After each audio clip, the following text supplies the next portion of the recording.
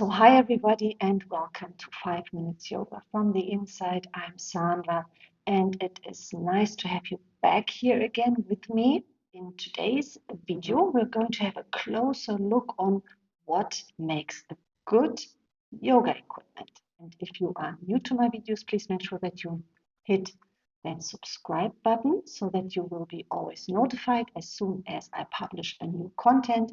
And please follow me on Instagram and Facebook, where I will be regularly posting more on and about yoga. What you need for today is just good intentions when it comes to what is really needed, what makes a good yoga equipment. And then I would say, let's get on our mat and let's find out.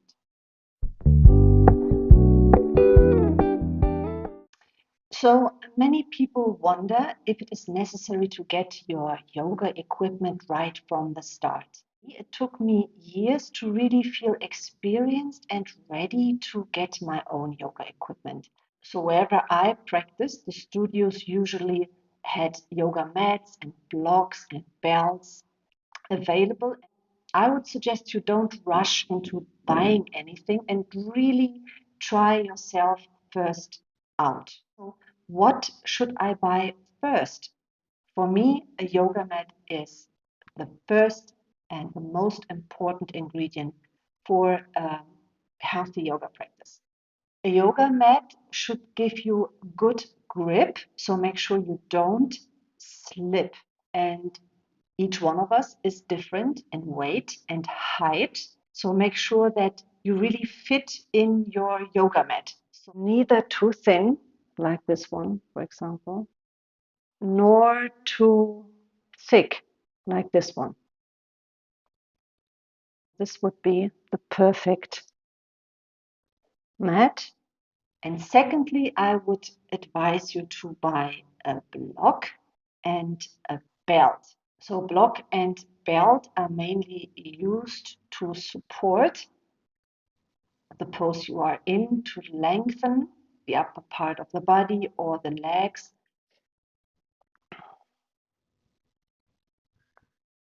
When it comes to yoga wear, there's only one thing that really matters. What you wear, what you have on, should be extremely comfortable. And I would suggest that you avoid buying any more yoga equipment until you have established your very own yoga practice. So, what material should my yoga equipment be made of? So I strongly encourage you really to go in person and check for yourself. Feel the grip not only below your feet, but below your hands.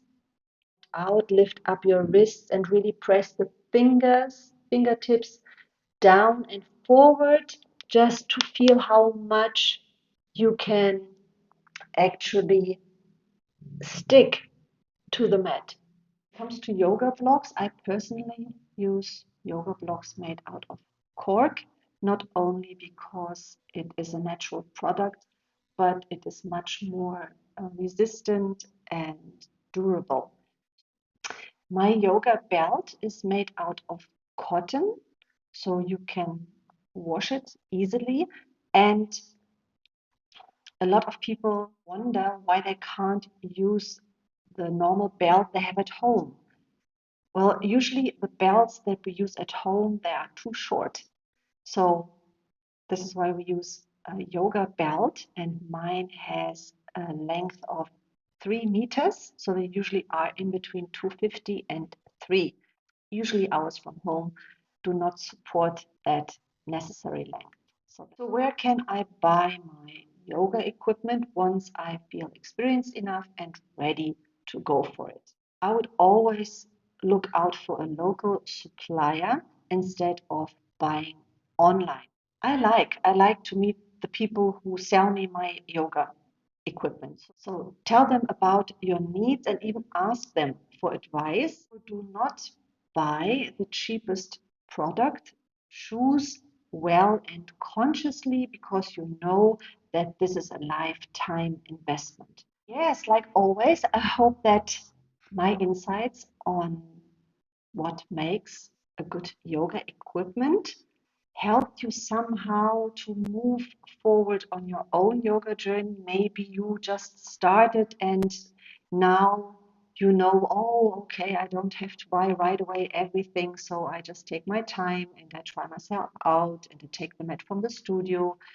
If you like this video, please make sure that you share it, subscribe to my YouTube channel, and make sure that you follow me on Instagram and Facebook. If you want to practice with me in person, please check out my website, All Life is Yoga. I will be here again next week. And until then, take care, stay safe, and bye for now.